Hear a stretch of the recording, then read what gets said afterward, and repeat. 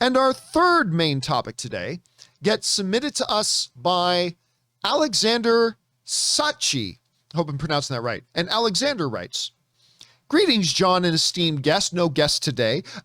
Woke up this morning to find a glorious new Morbius trailer had arrived. I'm honestly pretty lukewarm on Jared Leto. I didn't like him as Joker like you did. Yeah, I really did like him as Joker, but I know a lot of you guys didn't. That's cool. So I didn't like him as Joker like you did, but I'll stand up and admit I love this trailer. Not just because it has a ton of Spider-Man and Venom references, but even if none of that was in the trailer, I would still be dying to see this movie. What did you think of it?" All right, thanks a lot for saying that in, Alexander. And yes, look, you guys know I've been actually pretty bullish on the new Morbius. The first trailer came out over a year ago now. And this is how long ago the first Morbius trailer came out. All right? This is how long ago the first Morbius trailer came out. The Morbius trailer is featured in my documentary, cheap plug, but the first Morbius trailer is featured in my documentary, Movie Trailers: A Love Story. And that came out in January. Prior to that, 3 months of editing, prior to that actually making it, that's how long ago the first Morbius trailer came out. All right. And I really like the first Morbius trailer. I think it caught a lot of people very pleasantly surprised. I think there was a lot of skepticism going into the first Morbius trailer. I thought a lot of people didn't really know, because still, even though I like him as Joker, a lot of people did, and they didn't know what to think about it. And I think a lot of people were just, like I said, pleasantly surprised when they saw the first one. But that's over a year ago. So we've been waiting for this next one. And I think this new trailer looks fantastic. This new trailer is absolutely fantastic. First of all, let me talk about the visuals in this.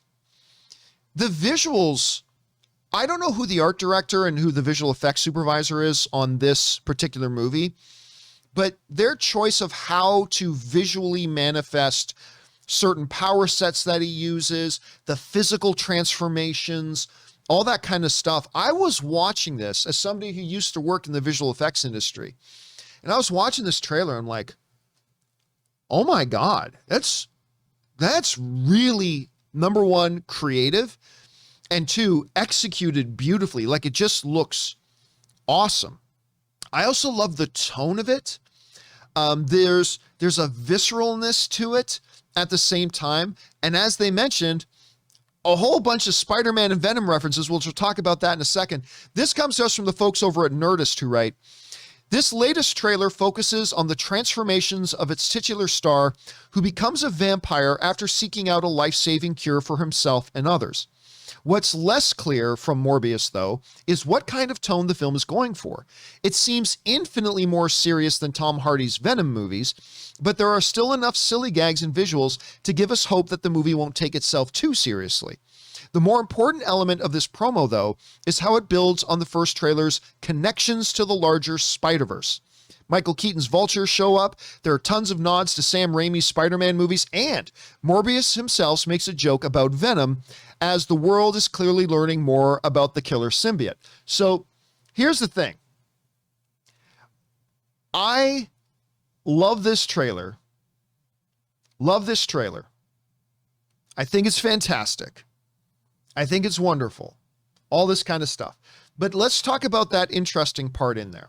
Because when the first trailer came out, a lot of people were like, oh my God, there's that Spider-Man image on the wall. And oh my God, Michael Keaton. So this trailer came in and doubled down on that.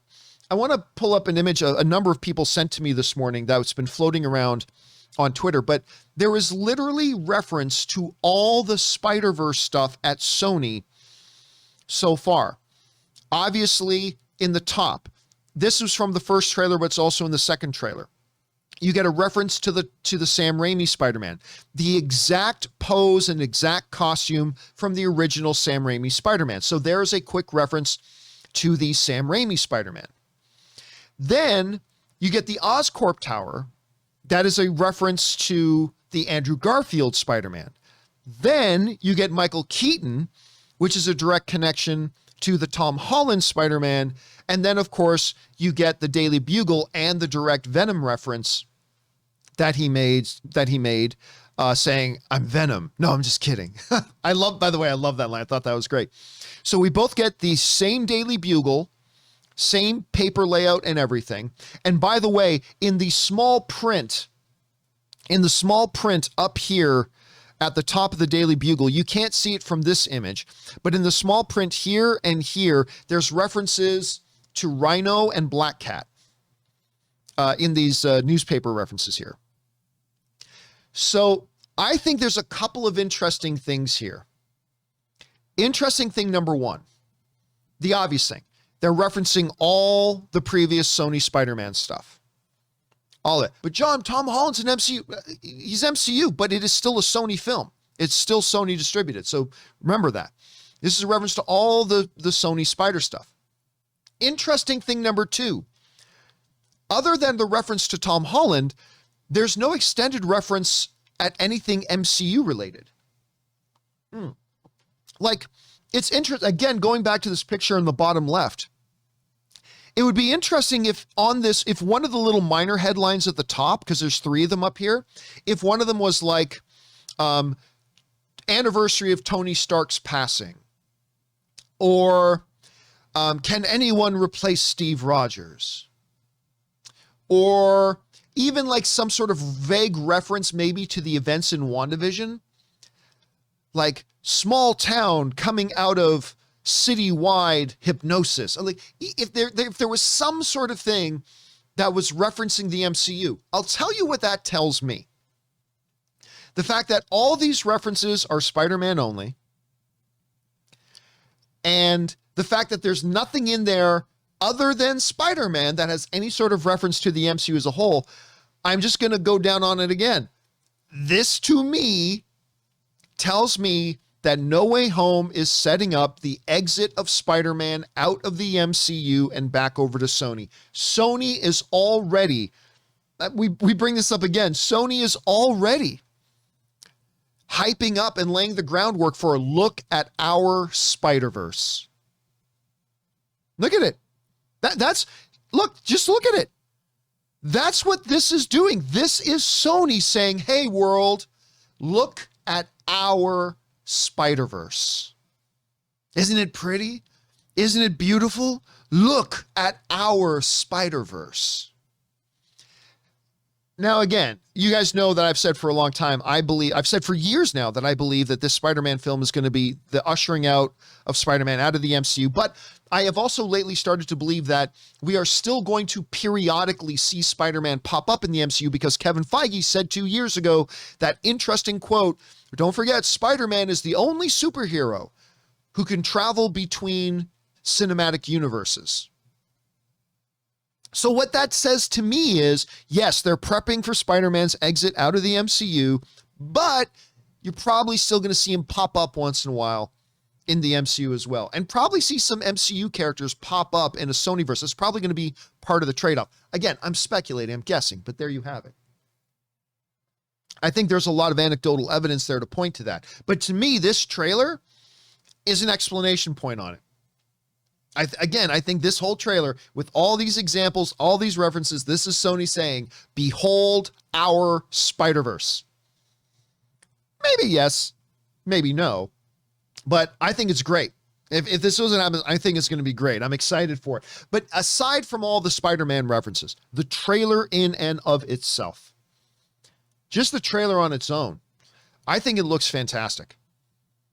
Even if you had none of those Spider-Man references, even if you didn't have the Venom connection, even if Sony had told us this Morbius movie that's happening is kind of like the Robert Pattinson Batman movie, it's totally separate. It's its own thing. It is not connected to the Spider-Verse. It is not connected to anything else. It's its own movie. I'll tell you what, I will still think that this was a dynamite trailer. It gives us great insight into the character, his affliction, what his motivations are, what drove him to seeking out this thing that turned him into what he is, the struggles that he has controlling what it is that he is. I just think it looks pretty awesome. I think it looks pretty awesome. Again, visually they absolutely nailed the look of him. Now look, a lot of this trailer too, I've heard some people mention this and I agree. a lot of this trailer and elements from this trailer we did see in the first trailer. That's not unusual. A lot of times a second trailer repeats a lot of the footage from the first trailer and then adds some new dimension. I would almost even call this trailer the second version. Rather than trailer 2, I would almost say this is the second version of the previous trailer we got. That just filled in a lot more gaps and a lot more space. We got to see a little bit of more Michael Keaton in there as well. Again, the direct obvious references, the visuals look great. I'm telling you what, I know not everybody's excited about this movie, guys. I am completely got my blood pumping for this one. Blood, no pun intended, but I'm excited for this. Question is for you guys.